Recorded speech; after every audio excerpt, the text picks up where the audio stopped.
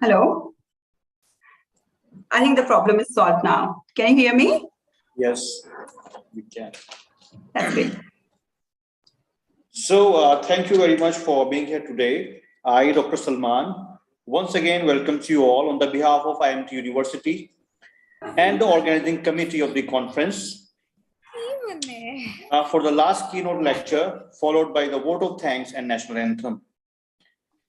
And let me give the opportunity to introduce our last keynote speaker of the day, Dr. Swarnima Agnihotri, Associate Professor at the Swedish Center for Resource Recovery at the University of Borås, Sweden.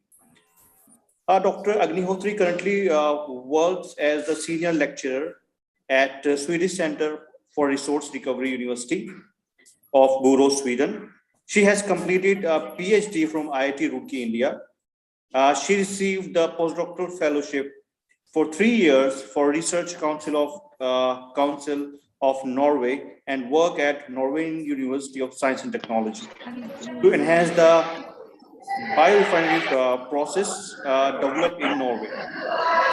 In 2015, second.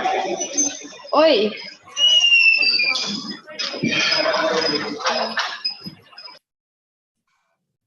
Since 2015, she had worked at the University of Borås in different research projects, and the project is funded, and many projects is funded by European Region Development Fund, and also she has 20 publications in peer-reviewed journals and has authored 3 books chapter.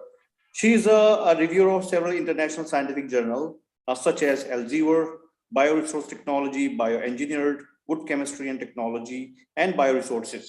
Her objective is to contribute to a sustainable future and a more concise next generation through her research and the teaching work. Ma'am, please. Thank you very much, Mr. Salman, for the very kind introduction. I would first like to thank my teacher, Dr. Mukta Sharma. She taught me during my master's in microbiology at University of Meerut University. It's such a pleasure to be here with you all today. Thank you once again for inviting me for this talk. So I think I can share my screen now. Could you please allow me to share my screen? Yes, ma'am. Because the feature has been disabled here. Just Dr. Shubha Devadi ma'am, please allow this sharing screen. Share now. Dr. Swarnima, you can share now. Yeah, I think so. Thanks. I think this is the one. Can you all see my screen now? Yes. Just a moment. I will. Yes, ma'am, you are visible. Yeah. Is it screen now for you? Is this all right? Yeah, you can see this. Okay. So thank you very much, all of you. Shall I start? Hello? Yeah. I think we lost it somewhere. Let's share it again. No, it's disabled again. I can't share it. Yes, ma'am.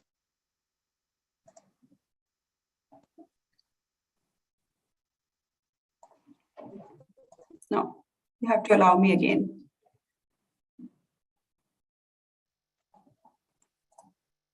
Yeah. Hello, Dr. Swarnima. Hello, Dr. Swarnima. We are able to hear you. Yeah, that's good. Actually, I was able to share my screen and then I lost it again. But now I think I can. Just technical error, ma'am. Dr. Shubha ma'am, please Dr. Shubha ma'am, give the admin rights to share the screen. The rights of sharing the screen. Can you see this now? It's okay now. It's great. I think it is disconnected, Dr. Shubha ma'am. Please Dr. Swarnima ma'am is visible. Go ahead. Yeah, I think I can hear you. I can see you all. Can you hear me? Yes, yes, yes. Are we good to go? just a minute. Please, please. Okay. So the topic of today's talk is industrial biotechnology and resource recovery. How are we applying knowledge of industrial biotechnology and recovering the resources? And the talk today, whatever I'm going to talk and present, it will focus a lot on what we are doing as a research group in Borås and what are the developments in Sweden regarding this area. So, yeah.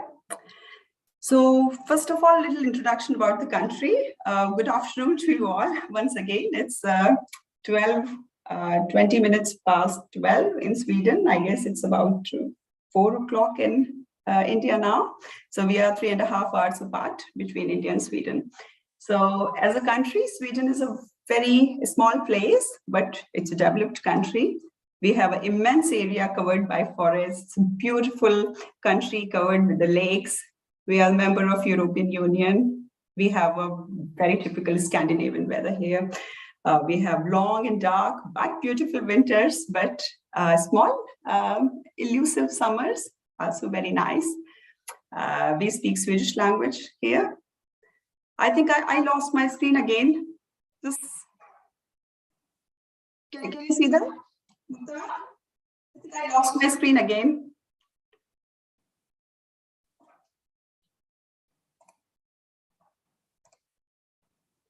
Can you see my screen, all of you? No, it's not visible. Just a minute, ma'am. I'm checking the connection or connectivity. I am again requesting to Dr. Shubha ma'am. I am again requesting Shubha ma'am. Kindly share the screen.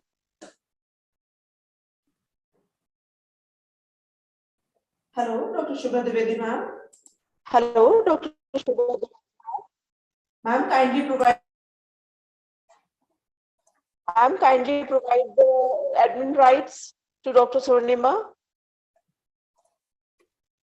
Yeah, I think I can share it again, but the problem is that it's shared and then the screen goes off. It's okay now.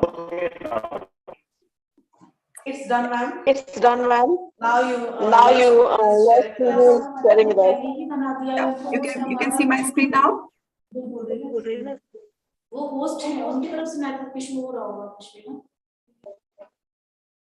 Is this good? Okay. If you can see me now, do you see that currently I'm showing you the University of Borås? Is this good, Mukta ma'am? Can you see this? Yes. It is visible. Okay. So this is the University of Borås, the university where I am currently working in Sweden. And we have 3 advanced areas of research here. So we work a lot with textile research. We have a very big research focus on library sciences as well as resource recovery. So the question is, why resource recovery? Why do we need to recover our resources? So for that, I would ask a question. Do you believe in global warming? Most probably your answer will be yes, because it's a fact, but it could differ sometimes, depends on whom are you asking, especially on the political level. So Brazilian president would say yes, and they have accepted this fact and making a lot of efforts dealing with this issue. And Trump would downright reject it. I think there is some disturbance.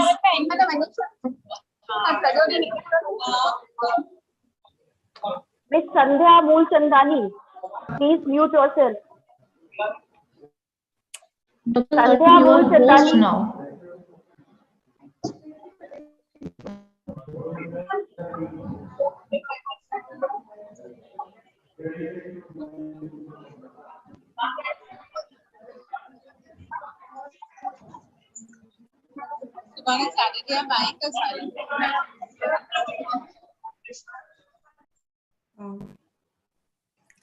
Yeah, I think I lost the screen once again.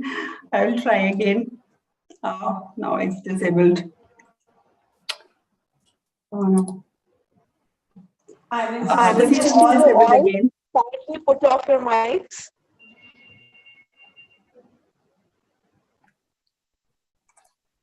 No, it's disabled again.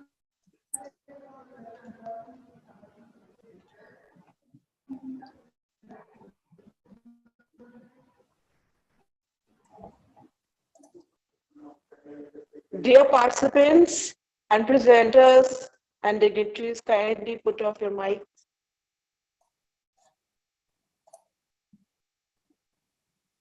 I think it is done, ma'am. Okay, I'll give a last try. Hopefully this time Ma'am, you it can works. carry on.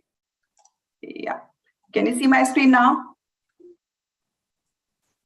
Just processing. Yeah, it is. Just processing. Yeah, it is. Please carry on. Okay.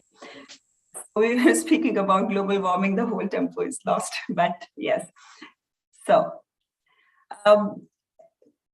whether or not you believe in global warming, I would like to give you some facts, and then we decide by the end of this talk if it is really happening, and if it is really happening, what are our attempts in dealing with this. So it's a fact that global population goes up. We are sitting right now about 7.9 billion as a whole world's population, and it is expected to increase about double the size of current population, 13.3 billion by 2100. And as global population goes up, if you see, we have better welfare. That is also a fact. So we are biking less and we are driving more. We have way many more cars than we have had in 1970. And here is the data. Total number of cars cars in the whole world have increased 15. This is the data between 2005 and 2015. So if you just compare it, you will see the huge difference that how much we are driving now. And because we are driving, we are also consuming fossil fuels. So with the car, naturally, we consume more oil. And since we are consuming more oil, that directly translates to the more consumption of the fossil fuels, right? And now I would just like to show you how recycling in nature works. And then in parallel, we go and we discovered more about the topic. So here is a cycle, you see. If you see here, here is the nature. On the left side of the picture, nature is full of insects, and plants, and bacteria, and fungi, and algae. Of course, you're working with microbiology, so you know how many types of microorganisms are there present in the nature. So all of these make nature as a whole a big part of it, and nature gives us resources, us human, and we consume resources from nature in the form of water, oil, gases, mineral, forest. All right, there's a defined number of sources that are coming from the nature, and once we have these resources, we act on them, we consume them, and obviously we produce some waste and carbon dioxide. And that waste and carbon dioxide goes back to nature. Nature has a capacity, to treat the waste. So it treats the waste, it puts back everything in the form of resources that we can consume again. And then we do some activity in waste and the cycle continues, right? So you see, from nature comes a resource, from resource, consumption comes, we consume, we create waste and carbon dioxide, whatever, and everything goes back to nature. So until this is happening in certain kind of balance, that is fine. So if our consumption of resources is limited and the human activity is limited and the production of waste or carbon dioxide is limited, that is fine. Nature is able to recycle it. But now look at this picture and think. So here's the nature, various microorganisms in nature doing the job just like they have been doing. What has changed? Human activity. Because of the increased population and consumption of resources because of the increased population. So we are consuming more. And because we're consuming more, look at these three arrows, it has tripled, right? The human activity has tripled and hence the production of waste has been tripled. We put loads of waste and carbon dioxide in nature, right? What happens? Nature's balance goes off, right? So here is the biggest reality that you'll see. Today. Here's the global emission of carbon dioxide. In 1850, about 1800, let's say, we were sitting at 0.03 billion tons of global emission of carbon dioxide. That has increased to 36.18 billion tons in 2015. If you have a little bit closer look at the data, just between 2014 and 2015, we have increased 0.01 billion tons. So it was 6.17 billion tons in 2014, and it increased 36.18 billion tons in 2014. And when you see, it looks like such a small increase, right? But when you look at the environmentalist point of view, it's 0.01 billion tons of increase in just 1 year. And that is the biggest reality check, how much global emission of carbon dioxide we are putting inside our environment. And currently you are sitting at, we have immense rise of carbon dioxide in atmosphere, and it's about 2 parts per million per year. It is increasing at that rate. So currently the carbon dioxide reading is 418 ppm. Just think about it, it's a very high amount.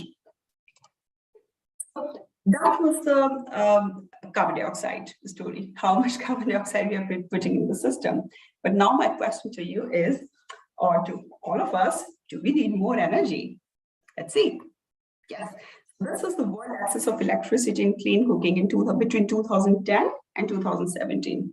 So in this graph, I accumulate a lot of information from developing and emerging countries, Asian countries, Central South America, Africa, Sub-Saharan Africa.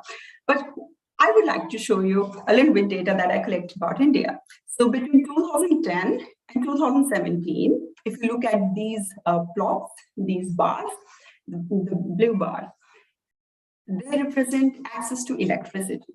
So in 2010, we had 66% access to electricity in India. That has increased to 87% access to electricity in 2017. 7 years, look at how much increase there has been, right?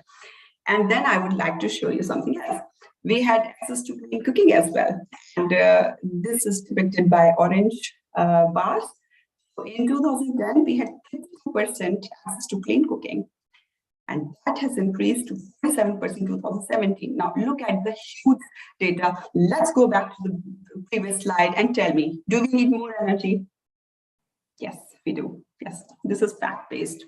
So the prognosis, that means forecast, is that the global energy demand will increase between 2.5 to 5.5 times between 2010 and 2100. That is a huge demand, right?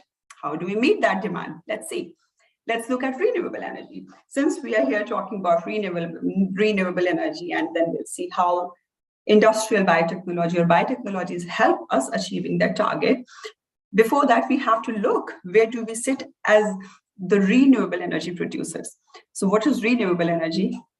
Everything that you get from the earth, that's the energy I'm talking about, that's the energy in the form of fossil fuels. That means there is a limited amount. It's non-renewable energy source, right?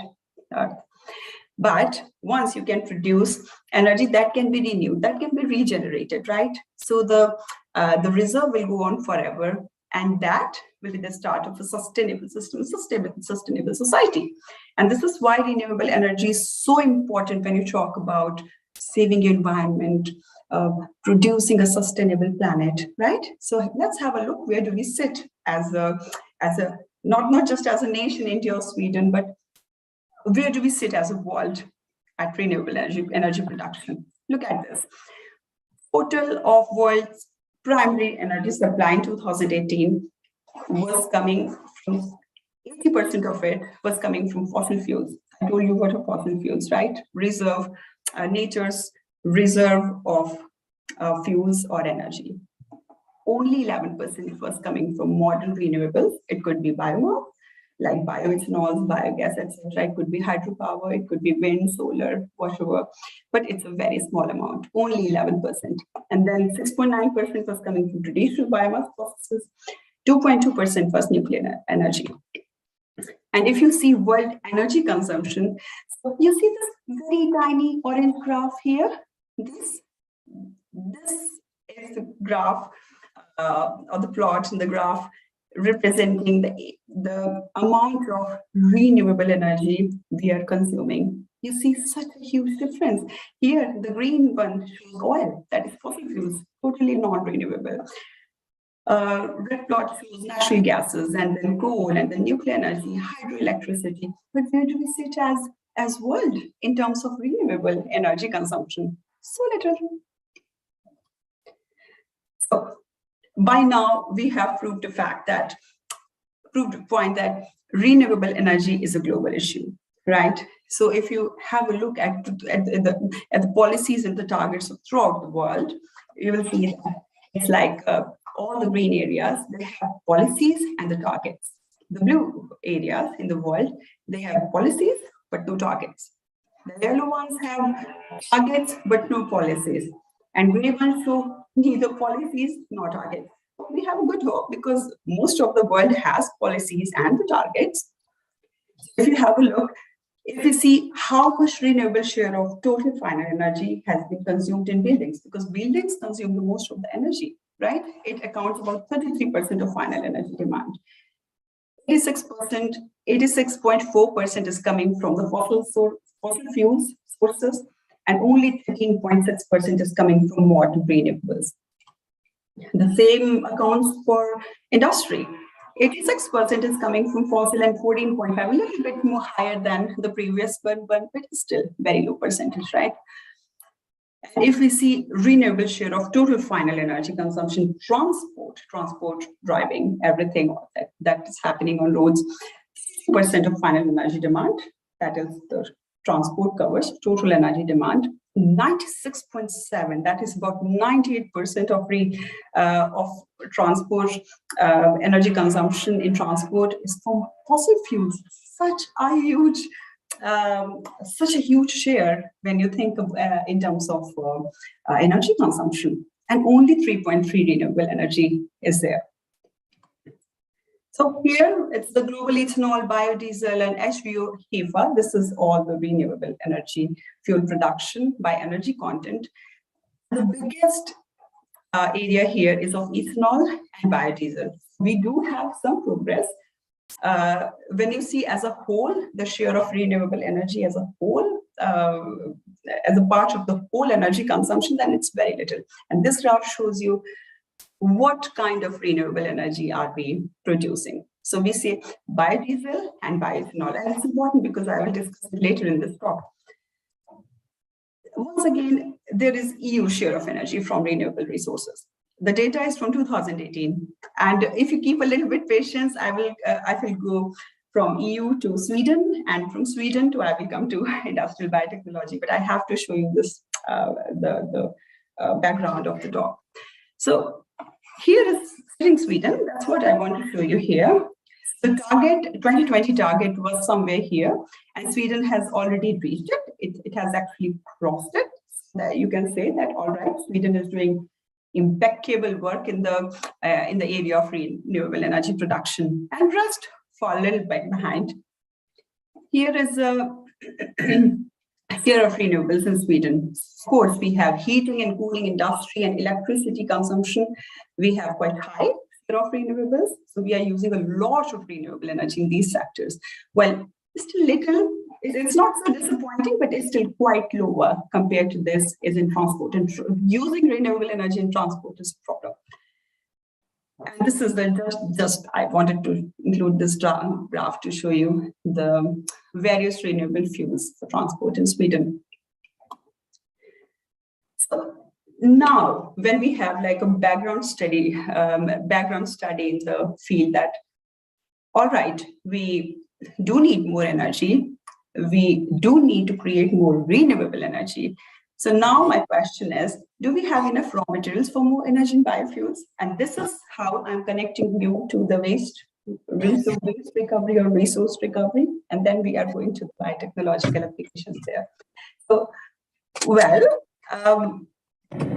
I will tell you that no, if you only look at clean materials, clean raw materials, no, we don't have enough supply. Then again, you're chopping down trees, or I don't know where do we get all that material from.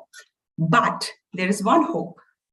If you have a look at the amount of waste we are producing as a world, we have 2 4.5 billion tons of municipal solid waste that is being produced throughout the world every year. And it has more industrial waste. It is bagasse coming from sugarcane. India is the largest producer. Palm oil residues, India is a very big producer, along with Thailand, Indonesia, Philippines. That adds more to it. And if you look about only in Europe, every year, 1.8 billion tons of waste is generated. And only in India, 62 million tons of waste generated, and only 28% of it is treated. And it certainly has environmental impacts. We have so much GHG emission. We have pollution of ground surface water. We have soil contamination, landfilling everyone. Think about it. India is one of the, India has the largest share of in landfilling, and that is the biggest cause of soil contamination. Major attempts needed there as a developing country. And then we have additional health impacts from odor, noise, but how do you use waste as a resource and reduce its environmental impact at the same time? Here, we need to make a new balance in the world. That is a fact. How do we do it? Here is an answer. Here comes the resources. We discussed this picture before. Here's the human activity. And here, waste and carbon dioxide that goes back to the nature. You know, if you go back a little bit in your brain, the previous slide where I showed the imbalance that has been created in the nature, because everything is being taken care by the microorganisms that are present in the nature. And if you go back to that picture, you will see that here I had only one arrow. Why? Because here I had one arrow, because we are putting 3 times the waste that nature can handle. And now what I mean, how can we help nature? And this is by industrial biotechnology, or by the use of biotechnology. How? We will see.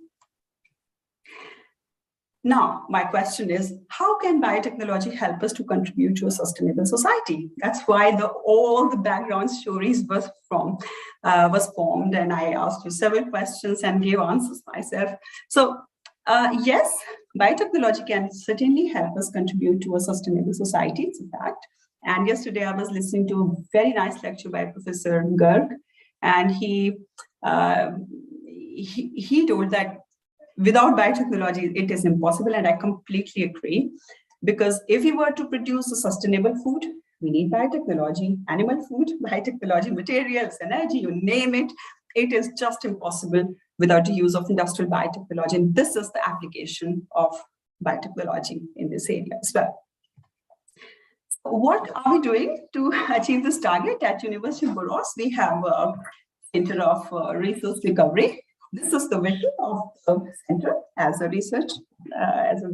research organization. We actually collect waste and their byproducts. That waste comes from municipal and agricultural, forest, industrial, you name it, every kind of waste we have here. We treat this waste by thermal, chemical, majorly biological processes. That's what I do in this research group, part of my research, definitely. And then there are, of course, aspects involved, material recycling involved, logistics, optimization, etc. And then we put back the value-added products, electricity, heat, chemicals, biopolymers, metals, a lot of it. And all of this is to attain a sustainable society. That's what is the aim that we're doing. And Mohammed Tahir Zadeh is the group leader. He is also, because he did Waste Guru in Sweden because of his impeccable work in the field. You can go to his blog, Waste Biorefinery, read more about industrial biotechnological processes, the research, contemporary research that we have in Sweden in this area. And this is the Center of Resource Recovery. If any of you students have ever a desire to pursue research in this area, you're very welcome to contact me. We have PhD courses going on, masters, undergraduate courses. But what I'm more excited to talk about is the unique PhD program in resource recovery that we offer. So it is a multidisciplinary program, and you get an insight as you go through your PhD program into industrial biotechnology, polymer, energy technology, resource management, etc. So it's a very, very interconnected kind of course which connects several areas in waste management research. I will quickly move on to, I don't have so much time left, but white biotechnology or industrial biotechnology. And by now I know most of you are the students of biotechnology or microbiology, experts, researchers, scientists sitting there working throughout these years in this area. So we go very short. It's basically about converting the biomass via biological processes and to produce the value-added products. So ideally, what we are wanting to do here is to incorporate the unique capabilities that microorganisms have for the human welfare.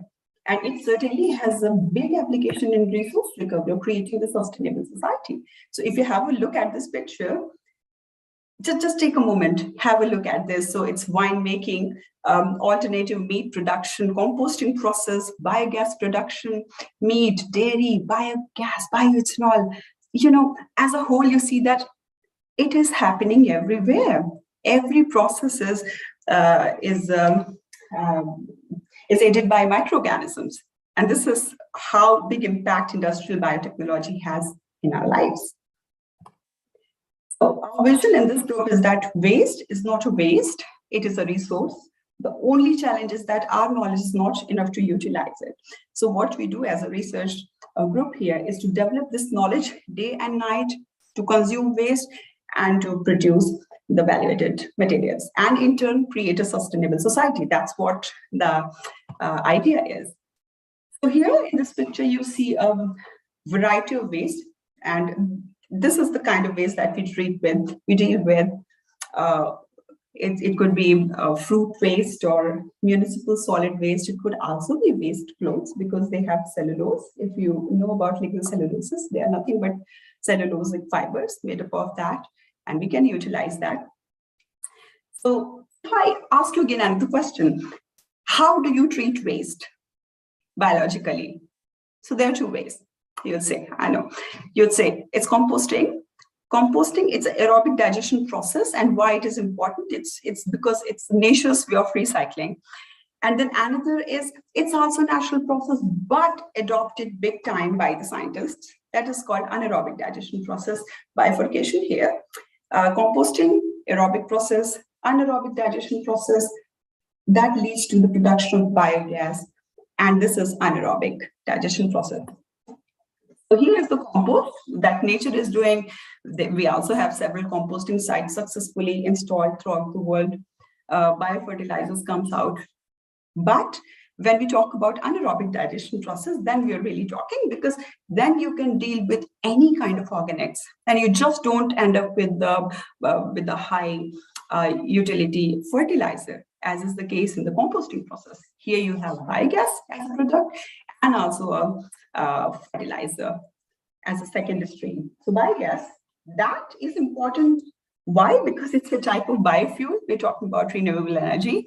And when you talk about organics that are coming out, then you are also benefited, because it's a high-end fertilizer that you're making through the process. And how can we use these resources, wastes? We can use them because they have sugars and starches and pectin, protein and fat. Why I show you this slide is to show you that why microorganisms can work on them. Obviously, they don't know what they are doing. They just are eating and growing and either producing secondary metabolites or unknowingly doing something good for us. But they can use waste because there is so many goodies in them, in the waste. But there is some challenges. Say, for instance, lignocellulosic waste. If you look at a tree, you see at the stem, actually, the statement of the problem is what you want to utilize out of a, say, for example, lignocellulosic waste. You want to utilize the fibrous or the soft part of it. So microorganisms actually eat cellulose. There are also some kind of fungi that can consume lignin, but not usually. So this lignin works as a cementing material. There must be something that holds these fluid or soft cellulosic fibers. It's like cotton. So tree is not cotton. Tree needs some strength, and that is lignin. It is the cementing material in the tree, and that is very hard to take off.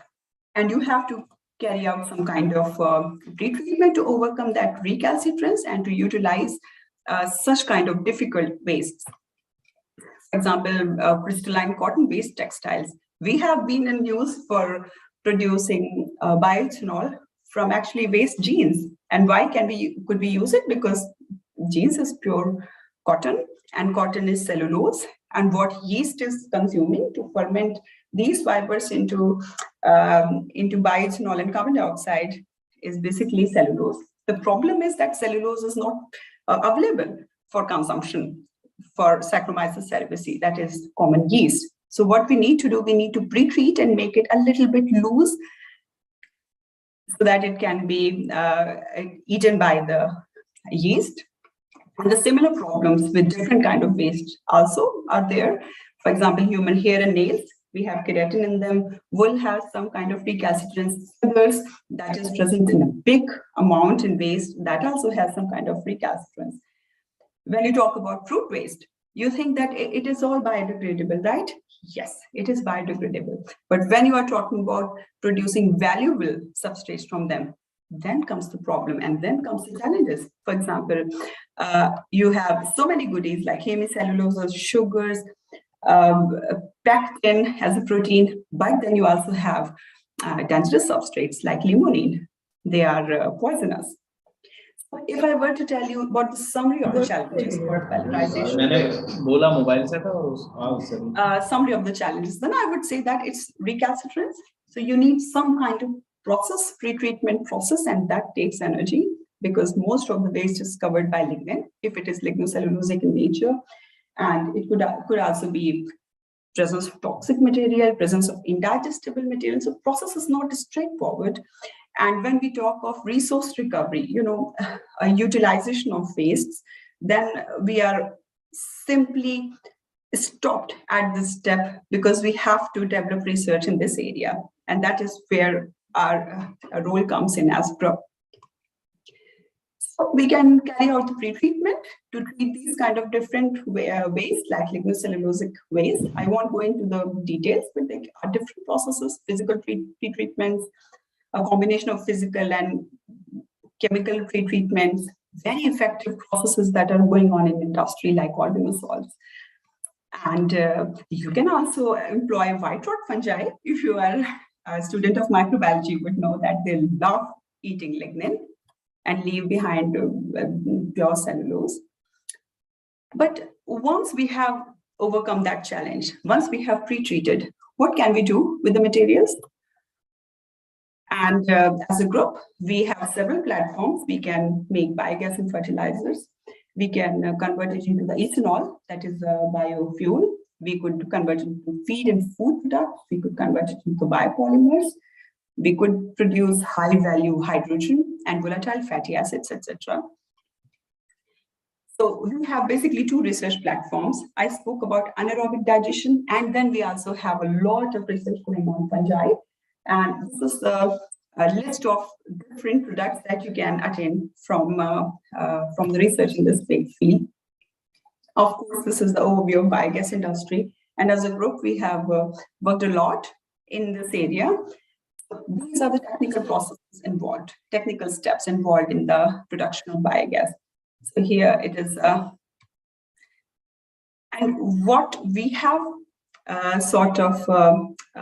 given to the world through our research is innovative reactors like this. These are called textile reactors, and they are for production of biogas and ethanol. And the site you see is actually from one of the places, I don't know exactly where, but it is from South India. So we had a combined project between India and Sweden with our group. And then we have, through work of 2 PhD students, we have actually developed very effective textile reactors for biogas production. Very quickly, biogas production in Sweden. Sweden is the highest user of biogas in road transports throughout the world. And over half of the produced biogas is separated to biomethane. So that is one fact that we are effective producers. But why is it important? How is it making a difference? Is because by 2030, Sweden is planning to take off all the natural gas in transportation. That is, we talk about taking off every single fossil fuels and replace it with 100% biogas. And biogas is the renewable energy. So the goal is to attain the fossil-free transportation in Sweden. But when biogas is such a value-added product, can we have other products in biogas during anaerobic digestion? Yes. Have a look at this picture. These are the basic steps. But in our research, we have simply eliminated that step and stop the process here. So it's like organic waste. It is broken into the smaller compounds, and those smaller compounds get converted by the bacteria and the archaea into the hydrogen and volatile fatty acids. And these get converted to the biogas. But we have discovered that biogas is actually low quality end product. So why not do something with volatile fat instead? And if you have a look, we have extracted here in this step, and then we produce high-end bulk chemicals, bioplastics, food additives. We also produce high-end biofuels like hydrogen, etc. So all in all, anaerobic digestion process has a big potential in both in energy recovery and bring GHG emission. Right? And when you talk about high energy recovery and low GHG emission, then you talk about controlling the air, soil, and water pollution, as well as protecting public health. But you don't stop there, because you go there and then you talk about also producing renewable energy. You also talk about using the end product as a fertilizer. So if you have a look at this process, this is not a linear process. You know, linear process is when you have the raw material, you turn it into product, you utilize the product, and then you have the waste product. What we are doing, we are actually taking this one, we are producing waste, and that waste is again, so then we are talking about closing the loop, a circular process that leads to the circular economy. If you're talking about biotechnology role, then if you're talking about circular bioeconomy. So that was about anaerobic digestion. I know the time is limited, and I have actually my lecture starting in 15 minutes, so I will speed it up.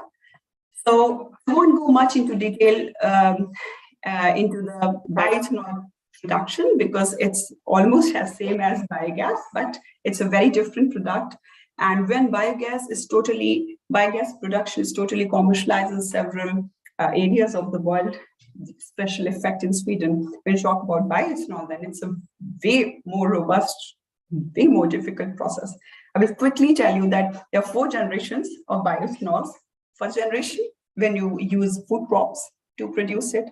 Second generation, non-food crops, because when you use food crops, the process is completely commercialized in places like United States and Brazil.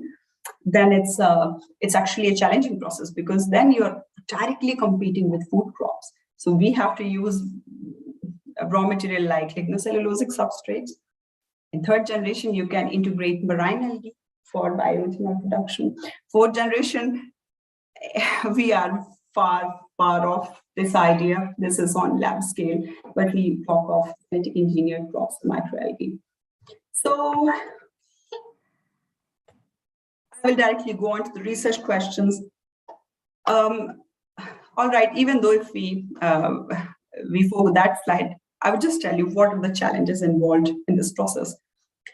Why research is needed is because first generation ethanol is, even though it's commercialized and successful, we are competing with fruit crops.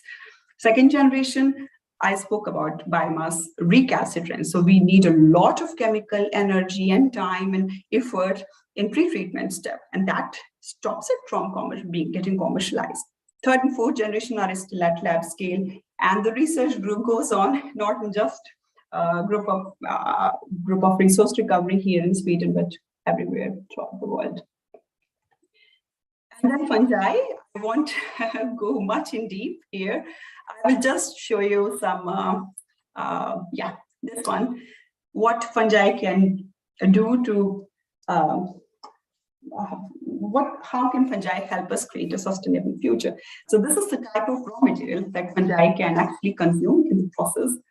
We cultivate fungi, and it can give rise to different kind of metabolites, biomass enzymes, and also immobilized microorganisms. In our group, we actually concentrate on these raw materials, we hydrolyze them, we cultivate fungi, and we have come up with several value-added products like pigments and ethanol, and as well as biogas, bioethanol, lipids, amylases, different kind of enzymes. This process is very successful, and lot of its part has been commercialized. We usually use Zygomycetes filamentous fungi for ethanol production. And then there is, of course, the idea of biorefinery. Very quickly, again, I spoke about that the process should not be linear, right?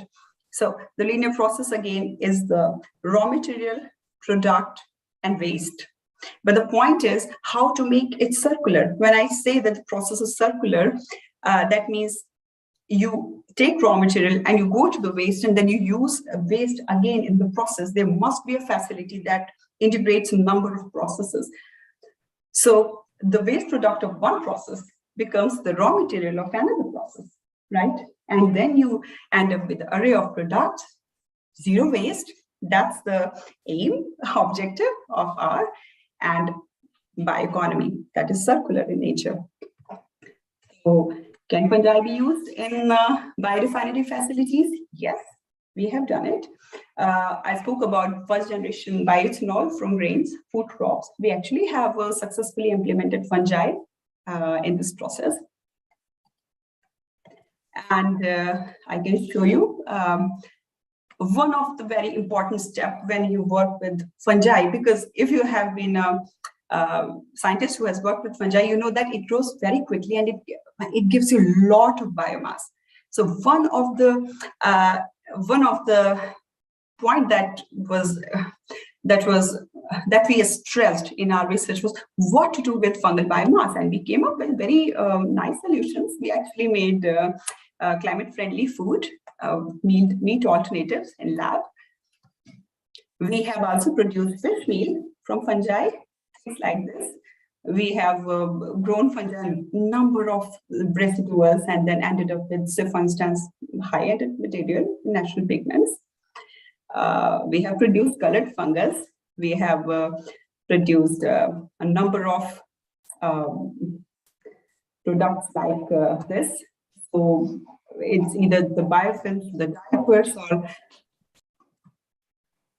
the food, or the feed, or the pigment, biopolymers, number of different valuable products. So it has been a successful process, and the research goes on. And finally, waste in Sweden. I would conclude my talk with proudly sharing that there has been a recycling revolution in this country, and it's unbelievable that we have almost reached zero waste level. And Sweden famously has consumed all its waste, and to the extent that actually to keep on this infrastructure going, we have to import the waste, about 2 million tons of waste from other European countries to keep our plants going, to keep our research going. But it has been indeed a recycling revolution, with totally waste-free country. And again, very important point is that just 1% of waste is landfill, because no process is perfect, right? There is no even perfect black body. So just 1% of waste is landfilled. 15.5% goes to biological recycling, 33.8% material recycling, and 50% of energy is recovered by incineration, and the efforts continue. And I believe with collected efforts, combined efforts, we biotechnologists, microbiologists can certainly help creating a sustainable future, both in India and Sweden and in the rest of the world as well. Thank you very much. Thank you so much, ma'am, for your wonderful presentation. That Such was very easy, and it seems like science communication type of talk you have given here. And there's I think it's very important, yes. you know. It's very important to be interactive and Yes. convey the ideas, not merely the talk. So I think it's very important that we show what actually we are doing. You know, this, as scientists, we are actually giving so many ideas and philosophy, not philosophies, but you know, a lot of going on in the labs. But where are the results? Where is the commercialization? Where is the reality check? So when I talk today, I talk about the actually there is a quotation of Albert Einstein. You don't really understand something unless you can explain it to your grandma. So that was really easy and very interesting. I just Very nice. have, Thanks for I just listening. have a one query, ma'am. Yeah. If you don't mind. What would be your recommendations for India regarding renewable energy production? What do you think? More advances in biogas production. I don't think that, of course, there is a lot of work going on the bioethanol. I mean, India has no lack of ideas, research infrastructure, everything is there, but we just have to work more on the ground level and the more accessible kind of technologies, like biogas production, anaerobic digestion. This is something that you can commercialize. You have to bring that more in practice. At the same time, you go around, work on fungal feed production, pigments and all, work on bioethanol, but that is still far off from your reach. So work on something that you can really achieve, like biogas production. Yes, you have also shown some images of municipal solid waste. There's a huge mountains of this municipal waste you can find in Meerut and New Delhi, like Gazipur. So we have very huge mountains like hill stations. So you don't have to worry for that. No, I think. Okay, ma'am. Great presentation. Thank you so much. Thank you very much. Thank you so much for being with us. Yeah, thanks. Yeah, welcome. thank you. You're very welcome. Thank you. My regards to you all. Bye-bye. Okay. So now we are heading towards our valedictory function. And before this, it's now time to declare the best oral paper presentation in each category, or you can say in each theme. So we have theme number 1, solid and agriculture biotechnology. We have 3 best paper presentation awards.